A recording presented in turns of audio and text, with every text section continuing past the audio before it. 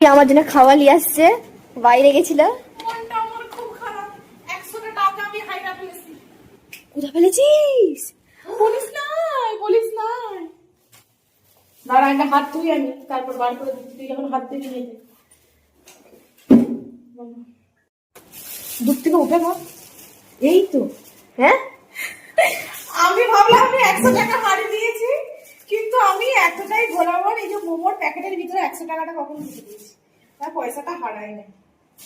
মনটা খুব খচখচ খচখচ করছিল। আজকে সন্ধ্যাবেলায় সুমাইয়ার জন্য আমি নিয়ে চলে আসছি ফুচকা আর মোমো।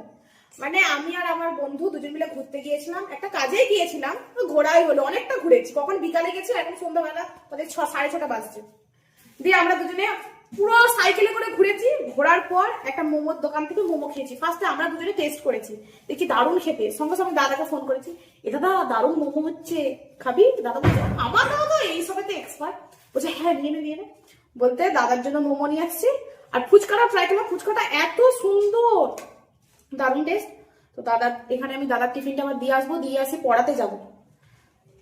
দাদার মোমো, দাদার একটা স্যুপ, চাটনি হচ্ছে চাটনি।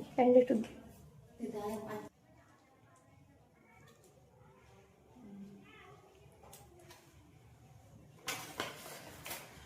তো আমি এখানে আমার দাদার প্যাকেট করে দিয়েছি, এই তিনটে থাক। ও আর মা যদি খাবে, এটা দাদার, এতেই লেগে বেশি। আর সব থেকে বড় ব্যাপার, মোমোর প্যাকেটের ভিতর থেকে আমি 100 টাকা পেয়ে গেছি। আমি আমার বন্ধুকে ফোন করে বলি, ভাই পয়সাটা পেয়ে গেছি। আমরা দুজনে সারা রাস্তা ভাই 100 টাকা ইনকাম করতে যা কষ্ট। 100 টাকা কেন, 1 টাকা হারালেও হয়ে গেছে। না না, আমি পড়াতে যাবো, যেহেতু পড়াতে যাচ্ছি আগে দাদাকে দিয়ে চলে আসি। আমি তো খেয়ে আসছি, এরাই খাক। সবজি দিয়ে দাও না, চিকেন মোমো। এই প্লাস্টিকটাতে নিয়ে পড়াতে যাবো, দাদাকে দিয়ে ওদিকে হলো। সাইকেল আছে আমার।